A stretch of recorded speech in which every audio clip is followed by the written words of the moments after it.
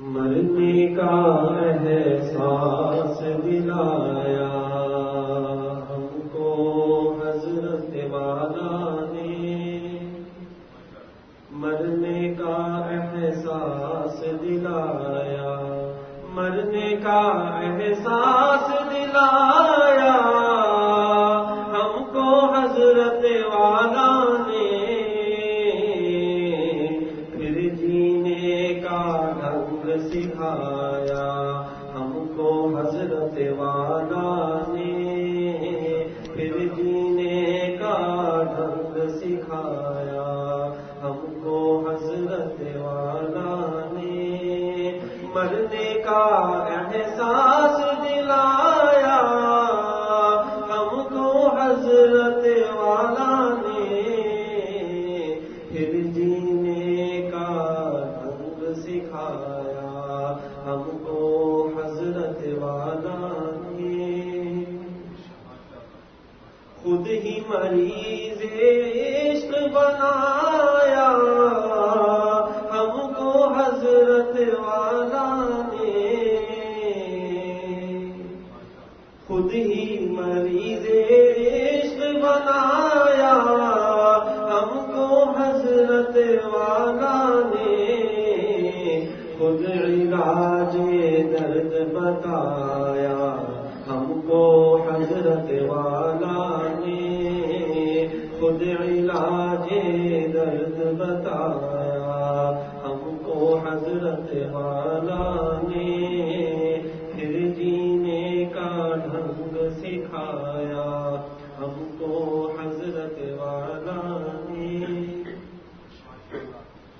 دل کو زندہ کر کے ہمارے ذہنوں کو بیدار کیا،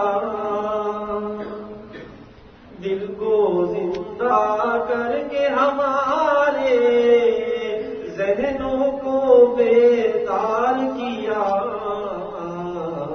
بے حس تھے حساس بنایا ہم کو حضرت والا نے، بے حس تھے حساس بنایا ہم کو حضرت والا نے،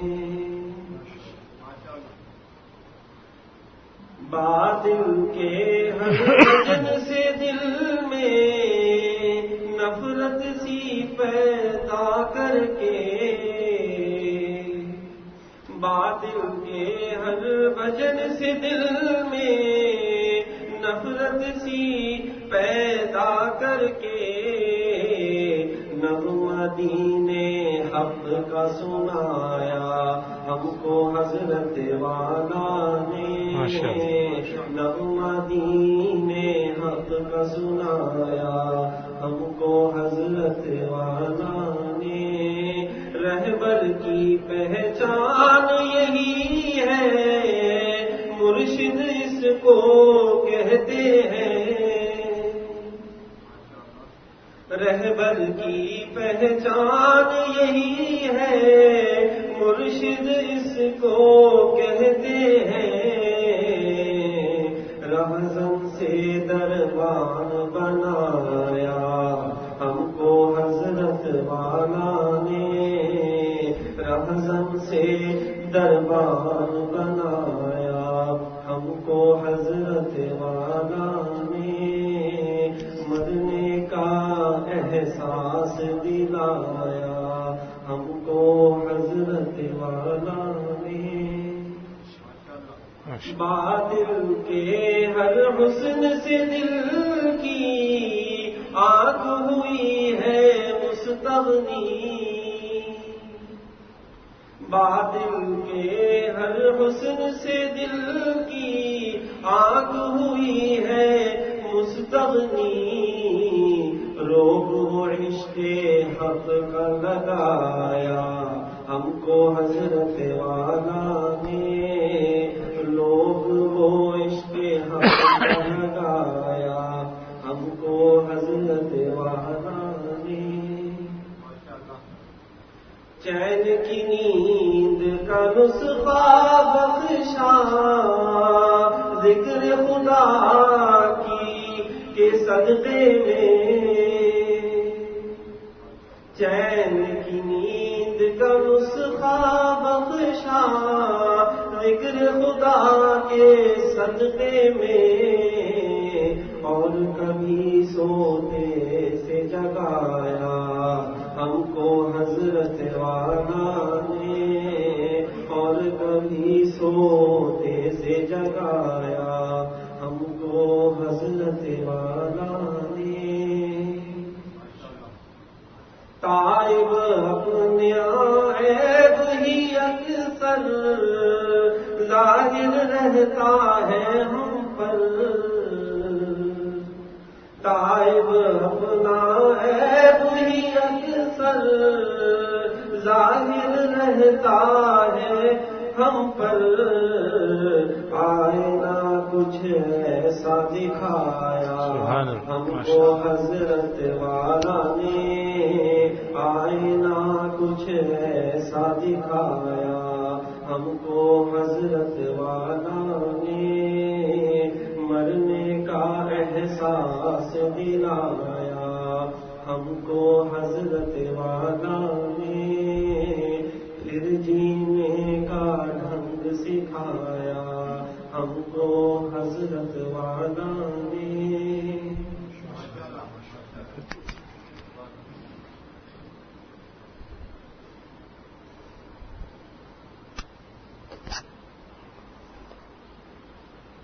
نحمده ونصلي ونسلم على رسوله الكريم، اما بعد۔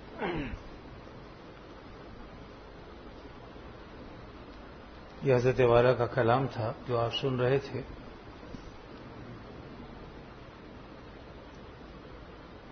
عمرے کے سفر میں الحمدللہ ایک مرتبہ جب ہم وہاں بیت الابرار میں ٹھہرے ہوئے تھے تو مجھے اتفاق سے ایک موقع ملا اور میں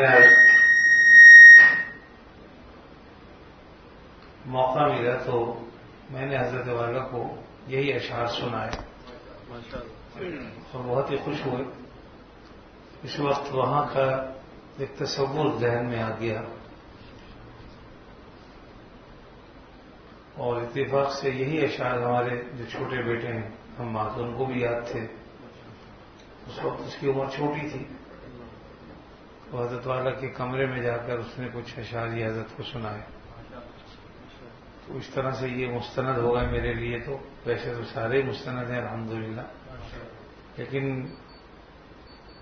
ان اشعار میں حضرت والا کی طرف جن چیزوں کو منسوخ کیا گیا ہے کہ ہمیں حضرت نے یہ بھی سکھایا یہ بھی سکھایا، تو بعض اوقات وہ چیزیں متضاد معلوم ہوتی ہیں۔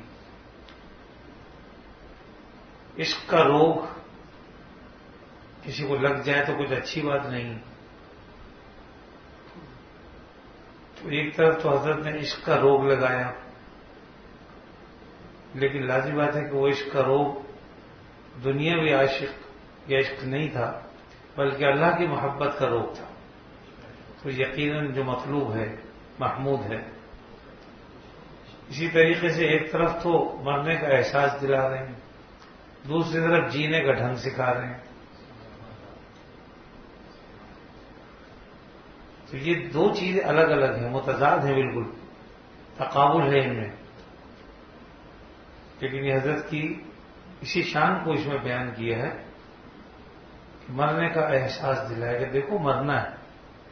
کیا مطلب؟ غافلوں کی زندگی مت گزارو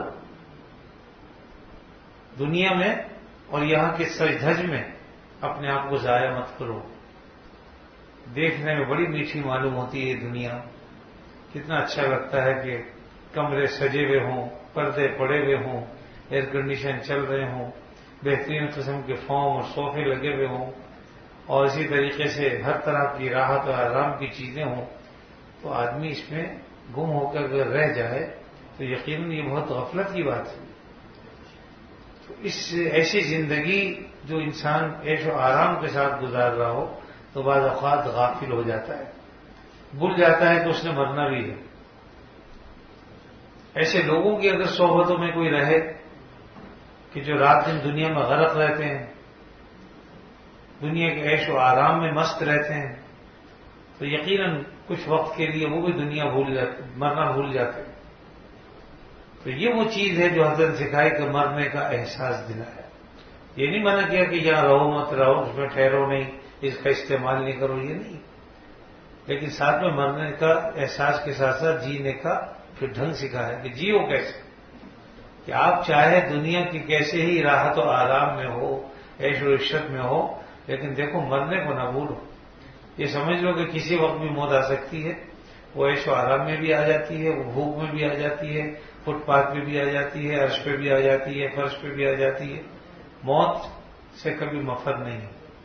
اسی کو پہلے شعر میں ہی بتایا کہ مرنے کا احساس دلایا ہم کو حضرت والا نے، اور پھر جینے کا ڈھنگ سکھایا ہم کو حضرت والا نے کہ جیو کس طریقے سے، یعنی اللہ تعالیٰ کی یاد کے ساتھ جیو. غفلت والی زندگی ترک کر دو، غفلت کے ساتھ مت جیو. اچھا شاہ تم نے جرم کر دیے بالکل.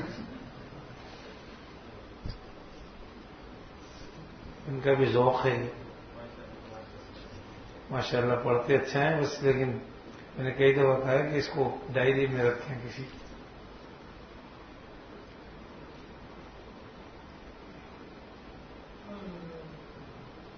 اب دیکھیے ایک بتائی کہ خود ہی مریض عشق بنایا، مریض عشق بنا دیا. تو مریض عشق ہونا کوئی اچھی بات نہیں، لیکن خود ہی علاج درد بتایا کہ بھئی جو تمہیں مریض عشق کے تم مریض ہو تو مریض کے لیے تو ڈاکٹر چاہیے نا. تو حضرت والا سے بڑا ڈاکٹر کون ہو سکتا ہے؟ اس لیے پھر اس مرض کا جو ہے درد بھی بتایا کہ بھئی یہ تکلیف دور کیسے ہوگی. خود ہی علاج درد بتایا. اب جب مریض عشق ہے تو اسے درد تو ہے. ہر کے راہ درد رسد ناچار گوید وائرہ، جس کو تکلیف پہنچتی ہے ہائی وائی تو کرتا ہے. جب جدائی ہوگی محبوب سے تو دل میں کھٹک بھی ہوگی، چبھن بھی ہوگی، اور ٹھنڈی سانسیں بھی بھرے گا. اب اس کا علاج درد بتا دیا کہ اس درد کا علاج یہ. اللہ والوں کی صحبت اختیار کرو، بیٹھو، آؤ جاؤ، تو تمہارے اس درد میں کمی واقع ہوگی. اسی طریقے سے دل جو ہمارے مردہ ہیں ان کو، ذہنوں کو بیدار کیا. انسان غافل ہوتا ہے، دل اب بیٹھے میں قہقہ لگا رہے ہیں. حدیث میں آتا ہے کہ جب آدمی قہقہ مار کے ہنستا ہے نا اس کا دل مر جاتا ہے. اسی لیے نبی کریم صلی اللہ علیہ وسلم زندگی بھر کبھی ثابت نہیں ہے کہ آپ قہقہ مار کے ہنسے ہوں. ہمارا معاملہ تو بالکل الگ ہے. آپ صلی اللہ علیہ وسلم پوری زندگی مسکراتے رہتے تھے ہمیشہ. جب بھی آپ پر کوئی نظر ڈالتا تھا تو اسے محسوس ہوتا تھا کہ آپ صلی اللہ علیہ وسلم مسکرا رہے ہیں. جس کی طرف دیکھتے تھے مسکرا کے ملتے تھے. اور بہت زیادہ کبھی اگر کوئی بات ہوئی، کبھی میں نے فجر کی نماز میں 2-3 حدیثیں سنائی تھی واقعات، کہ اس موقع پر آپ صلی اللہ علیہ وسلم اتنا ہنسے کہ آپ کے دندان مبارک ظاہر ہو گئے. اس کو صحابہ نے بیان کر دیا کہ دیکھو یہ آپ کی زیادہ سے زیادہ ہنسی تھی کہ اتنا ہنسے کہ دندان مبارک ظاہر ہو گئے. ورنہ عام طور پر جو قہقہ مار کے ہنسنا ہوتا ہے اس سے آپ گریزی فرماتے تھے، کیونکہ وہ غفلت کی علامت. ایسے غفلت نہیں ہونی چاہیے.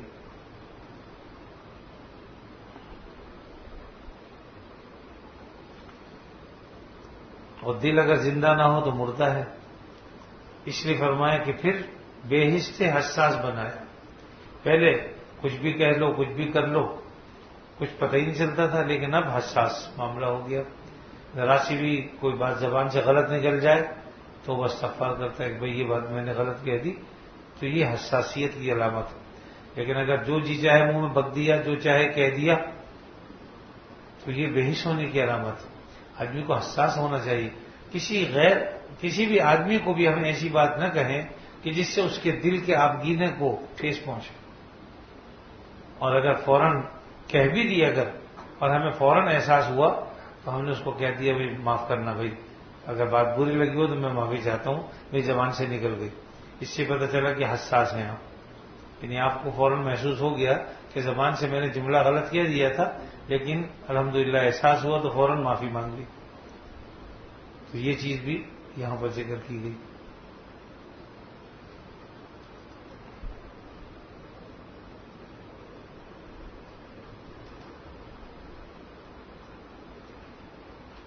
کہتے ہیں گونگے کی ماں گونگے کی زبان جانتی،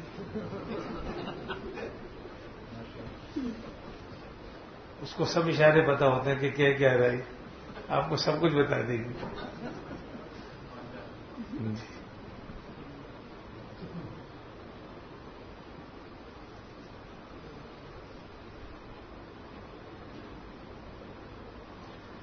دیکھیے کتنی عمدہ بات کہی ہے حضرت کے بارے میں کہ رہبر کی پہچان یہی ہے، اور مرشد اس کو کہتے ہیں.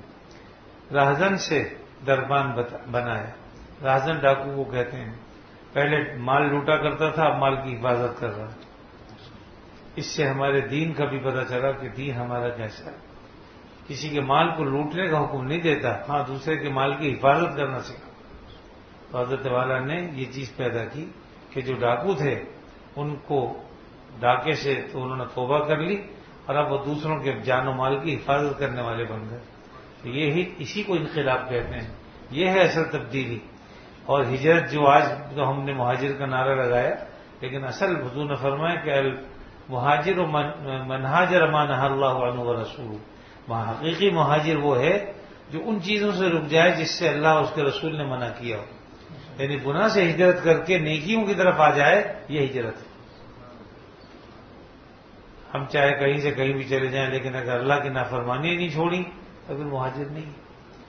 مہاجر سب بن سکتے ہیں، چاہے وہ پنجابی ہو، چاہے وہ پٹھان ہو، چاہے وہ عرب ہو، چاہے وہ اجمی ہو، بشرطے کہ اس نے گناہوں سے ہجرت کی ہو اور نیکیوں کی طرف قدم رکھے ہوں، نیکیوں کے ملک میں آ گیا ہو، تو انشاءاللہ وہ مہاجر. تو بہرحال یہ ہے حقیقی مہاجر. اور اسی طریقے سے یہاں پر بتا دیا کہ حقیقی مسلمان وہ ہے جس کے حدیث میں آپ نے فرمایا کہ المسلم من سلم المسلمون من لسانہ و یدہ. مسلمان وہ ہے کہ جس کی زبان سے، جس کے ہاتھ سے کسی دوسرے مسلمان کو تکلیف نہ پہنچے.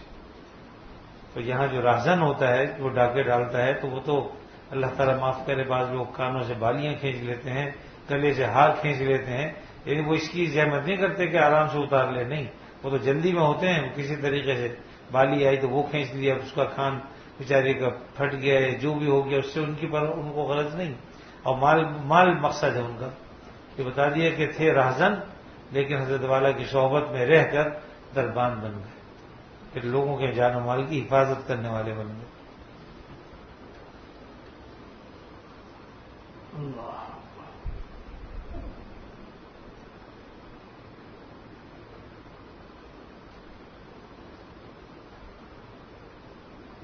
انسان جو غیر اللہ چیز جن کو کہا جاتا ہے، بت جن کو کہا جاتا ہے، اگر ان کی طرف ہماری نگاہیں ہیں تو گویا کہ غیر اللہ کی طرف اور بتوں کی طرف ہماری نگاہیں. لیکن اللہ رب العزت کے جب عشق کا روگ لگ جائے، تو یہ روگ جب لگ جاتا ہے تو باطن حسن کی طرف انسان نگاہ ہی نہیں کرتا. مطلب اللہ سے محبت اگر ہو جائے تو اللہ تعالیٰ ایسے حقیقی محبوب ہیں اور اتنے حسین ہیں کہ دنیا میں جتنا حسن ہے وہ سمجھ لیجئے کہ کچھ بھی حیثیت نہیں رکھتا. اب آپ اس سے سمجھ لیجئے کہ اللہ رب العزت نے حضرت یوسف علیہ السلام کو جو حسن دیا تھا اس کا 10% بھی ہمارے پاس نہیں، تو 90% کا کیا حال ہوگا. اور پھر ان سے بھی بڑھ کر ہم سمجھتے ہیں کہ نبی کریم صلی اللہ علیہ وسلم کو جو حسن دیا اس کی تو کوئی مثال ہی نہیں دی جا سکتی. حضرت عائشہ نے تو یہاں تک فرما دیا کہ حضرت یوسف کو دیکھ کر تو عورتوں نے انگلیاں کاٹی تھی، میرے محبوب کو دیکھنے والوں نے تو اپنے سر کاٹ ڈالے. یہ حضرت حضور اقدس صلی اللہ علیہ وسلم کا معاملہ تھا. تو بہرحال جو ان کے غلام ہوتے ہیں ان کا بھی معاملہ یہ ہوتا ہے کہ جب اللہ سے عشق ہو جاتا ہے تو وہ غیر حق کی طرف نگاہ نہیں کرتے، یعنی غیر اللہ کی طرف پھر وہ نگاہ ہی نہیں کرتے.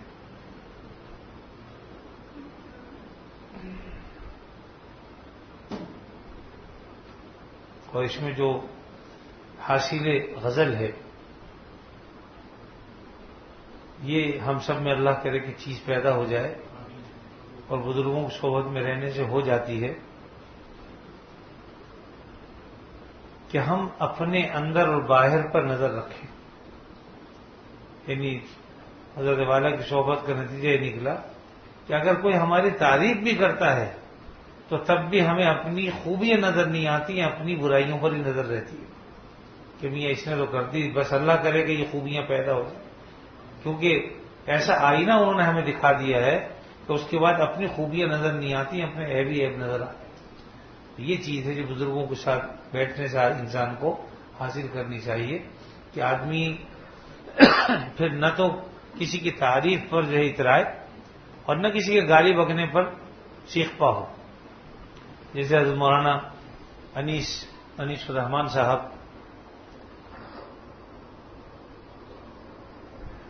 جو حضرت شیخ الحدیث کے خلیفہ تھے، میرے پاس بعض دوست آتے ہیں، مولانا حبیب الرحمان صاحب تشریف لاتے ہیں، ان کے والد بڑے نیک بزرگوں میں سے تھے، اور بلکہ حضرت شاہ عبد القادر رائے پوری رحمۃ اللہ علیہ کے خلیفہ تھے مولانا انیس الرحمان لدھیانوی۔ انہوں نے اپنے شیخ کے انتقال پر کچھ اشعار کہے تھے، تو انہی میں سے ایک یہ تھا کہ نہ نفور ہے نہ خوشی ہوئی مجھے تیرے سب و سلام سے، کہ بعید تھی نہ یہ حالتیں تیری ذات تیرے مقام سے۔ یعنی فرمایا کہ دل کو ہم نے ایسا کر لیا ہے کہ نہ نفور ہے نہ خوشی ہوئی، تیرے سب و سلام، سب کہتے ہیں گالی کو، یعنی تمہیں گالیاں بکی تو نفرت نہیں ہوتی تم سے ہمیں، یعنی ان گالیوں کا اثر ہمارے دل پہ نہیں ہوتا ہے، جو کچھ بھی کہتا رہے ہمیں اور کوئی سلام کرے تو خوشی نہیں ہوتی۔ تو اگر تو نفرت کرے ہم سے تو ہم پھر بھی تجھے گالی نہیں دیں گے، اور اگر تو سلام کرے تو تب بھی تجھے کچھ نہیں کہیں گے، یعنی ہم اپنے آپ کو کچھ نہیں سمجھتے۔ اور آگے بتا دیا کہ بعید تھی نہ یہ حالتیں تیری ذات تیرے مقام سے، یعنی ہمیں تجھ سے پہلے سے ایسا ہی گمان تھا۔ اب آدمی پہلے سے اگر کسی کے بارے میں یہ سمجھ لے کہ بھئی اس شخص سے کوئی اچھائی کی توقع ہمیں نہیں ہے، تو اگر اس سے کوئی برائی پہنچے تو پھر تکلیف نہیں ہوتی، کیونکہ پہلے سے یہی توقع تھی، اس لیے کسی سے اچھی توقعات تو رکھو نہیں۔ اگر اچھائی ہو جائے تو شکر کرو گے، لیکن اگر پہلے سے اچھائی کی توقعات وابستہ کر لی ہم نے اور اچھائی اس نے کی نہیں تو پریشانی ہوگی۔ اسی لیے حضرت تھانوی رحمۃ اللہ علیہ نے یہ بات لکھی ہے کہ توقع مت رکھو کسی سے۔ غالب نے تو کہا نا جب توقع ہی اٹھ گئی غالب، کیا کسی سے گلہ کرے کوئی؟ توقع رکھو گے تو گلہ کرو گے۔ اب آپ نے کسی کو شادی بیاہ میں کوئی چیز دی اور جب آپ کے یہاں شادی بیاہ ہوگی اس نے کچھ نہیں دیا، اب آپ تو لگا کے بیٹھے تھے نظر کہ بھائی جب ہمارے بچے کی ہوگی تو یہ بھی کچھ دے گا، اس نے کچھ دیا نہیں، اب آپ کو گلا والا دیکھو جی ہم نے تو اتنا دیا تھا انہوں نے کچھ نہیں دیا، یہ غلط چیز۔ اسی کو حضرت نے جو فرمایا نا کہ یہ نیوتا حرام ہے، وہ یہ چیز ہے اصل میں، لوگ سمجھتے نہیں اور انہوں نے اس لفافے کو بھی حرام قرار دے دیا اور سب چیزوں وہ لفافہ کا حضرت نے ذکر اس طور پہ کیا ہے اصل میں کہ اس کی تشریح یہی ہے کہ اگر یہ نیت ہو کہ چونکہ اس نے مجھے دیا تھا اس لیے میں بھی بدلے میں دے رہا ہوں تو ناجائز، لیکن اگر بدلے کی نیت نہیں ہے، ہم کسی کو دیتے ہیں اور یہ نیت نہیں ہے کہ اس سے ہم لیں گے، یہ دے یا نہ دے ہمیں کوئی غرض ہی نہیں ہے اس سے، لیکن ہم نے صرف اس لیے کہ بھئی یہ موقع خرچ کا ہے تو اس کے کام آ جائے گا، چلو اس نیت سے دے دیا، تو اس میں شرم بظاہر کوئی قباحت نہیں ہے، لیکن ہاں اگر یہ ہو ادلا بدلا کرنے کی نیت ہو پھر صحیح نہیں۔ اور حضرت نے باقاعدہ یہ قرینہ اس بات کا ہے کہ حضرت نے اس میں بیان میں یہ بھی فرمایا کہ بعض لوگ رجسٹر لے کے باہر بیٹھے ہوتے ہیں، میں نے بھی دیکھا بعض شادیوں میں نے دیکھا پنجاب میں خاص طور پہ کہ رجسٹر لے کے بیٹھے ہوئے ہوتے تھے اور باقاعدہ ہاں بھائی کتنے دیے 100 روپے، پچھلی دفعہ تم نے 100 دیے تھے اب 200 دے، یا 200 دیے تھے تو 500 دے، تو وہ بڑا چڑھا کر لکھتے ہیں باقاعدہ، اور یہ باقاعدہ ریکارڈ ہوتا ہے، جب اگلی شادی ہوتی ہے تو اس سے پھر وہ وصول کرتا ہے کہ بھئی فلاں کی شادی میں اتنے دیے تھے یا اتنے دو، تو یہ سب یہ ناجائز و حرام۔ دیکھیے خاموشی کے ساتھ کوئی شادی بھی ہمیں کسی کی مدد کر دے تو کیا وہ حرام کہے؟ کسی کی شادی ہو رہی ہے، آپ کو پتا ہے اس کے ہاں کچھ ہے نہیں بیچاروں کو، تھوڑا سا کسی بچی کا کچھ بنا دیا آپ نے، کر دیا کوئی 2-4 جوڑے، تو شرم تو حرام نہیں ہے، آپ نے اس کی ضرورت کیجیے۔ ہمارے حضرت خود فرماتے ہیں حضرت تھانوی رحمۃ اللہ علیہ کہ آدمی کو چاہیے کہ دیکھے کہ اسے ضرورت کس چیز کی ہے۔ ہم تو بس ایک چیز دے رہے ہیں، ایک صاحب گھڑی لائے، دوسرے بھی گھڑی لیا ہے، تیسرے بھی گھڑی لیا ہے، چوتھا بھی گھڑی ٹائم پیچھے لے کے آ رہا ہے، کتنا ٹائم دیکھے گا وہ؟ ہمیں چاہیے ہم اس کا ٹائم دیکھیں، کسے کس چیز کی ضرورت ہے، اور جس چیز کی ضرورت ہے وہ ہدیے میں دیں۔ حضرت محسن صاحب فرماتے ہیں کہ میرے پاس ایک صاحب آیا کرتے تھے تو میرا کام جو کہ لکھنے پڑھنے کا تھا، کبھی وہ قلم لے آتے تھے، کبھی دوات لے آتے تھے، کبھی کاغذ کا دستہ لے آتے تھے، چونکہ حضرت کو اس کی ضرورت رہتی تھی، تو عقل مندی یہ ہے کہ آدمی یہ دیکھے کہ بھئی جس کو میں دے رہا ہوں وہ کس چیز سے خوش ہوگا، یا اس کا کام کیا ہے، اسے کس چیز کی زیادہ ضرورت ہے، جس چیز کی ضرورت ہے وہ دے دیجیے، انشاءاللہ اس سے خوشی ہوگی۔ اور پہلے اس کو 3 گھڑیاں پڑی جو تھی آپ نے اور دے دی، اس سے کوئی خوشی نہیں ہوگی، تو پہلے رکھی بھی ہم کیا کریں۔ تو اس لیے جو ہے اس میں خیال یہ رکھنا چاہیے کہ شادی بیاہ میں بھی آدمی اگر اپنے عزیز رشتے داروں میں کچھ کرنا چاہتا ہے تو یہ دیکھ لیں کہ انہیں کس چیز کی ضرورت ہے، اور پھر چاہے تو کہہ بھی دے کہ بھی پنکھا میں دے دوں گا، آپ کو خریدنے کی ضرورت نہیں ہے، میرے پاس ہے یا میں لے آؤں گا، تاکہ وہ خریدے بھی نہیں اور اس کا کام بھی ہو۔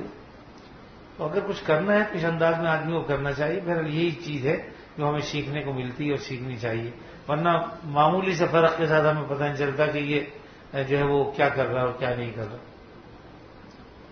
اللہ تعالی ہمیں سمجھ کی توفیق دے۔ لا الہ الا اللہ محمد رسول اللہ۔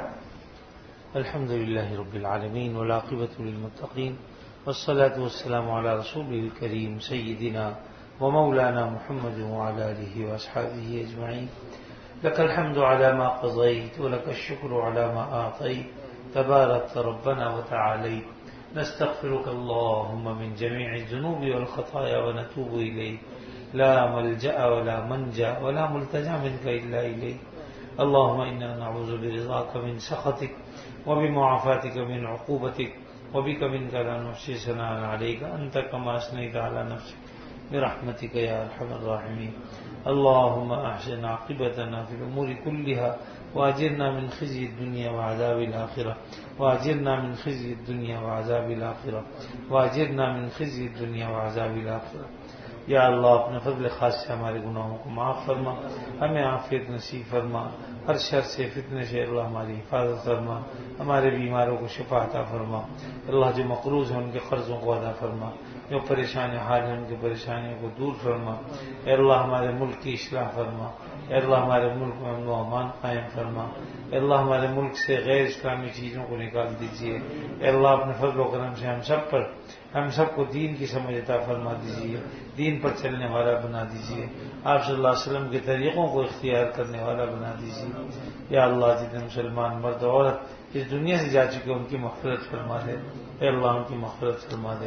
ہمارے مسجد کے بہت سے نمازی حال ہی میں چلے گئے، جناب آفتاب عظیم صاحب اور اسی طریقے سے ابھی سمیع الدین صاحب، ان کا بھی انتقال ہوا، اور بھی بھائی احمد اللہ صاحب، دیگر بہت سے اصحاب ہیں، سب کے لیے دعا فرمائیے۔ مصطفیٰ صاحب، اللہ تعالیٰ سب کی مغفرت کاملہ فرمائے، سب کے درجات کو بلند فرمائے، سب کی قبروں کو جنت کے باغوں میں سے ایک باغ بنا دے، اور اے اللہ اپنے فضل و کرم سے ہمیں بھی جو ہے فکر آخرت نصیب فرما دیجیے، اے اللہ آخرت کی فکر نصیب فرما دیجیے، ہمیں اپنی ذات کے سوا کسی کا محتاج نہ بنا، کسی کے آگے ذلیل نہ فرما، کسی کے آگے رسوا نہ فرما۔ جب تک زندہ رہیں آپ صلی اللہ علیہ وسلم کی تعلیمات کے مطابق زندگی گزارنے کی توفیق عطا فرما، اور ہم میں سے جس کسی کا جب کبھی وقت آخر آئے خاتمہ ایمان پر فرما۔ اللہم صلی علی سیدنا و مولانا محمد وعلی آل سیدنا ومولانا محمد مبارک وسلم۔ سبحان ربک رب العزت عما یصفون وسلام علی المرسلین والحمد للہ رب العالمین۔ آمین برحمتک یا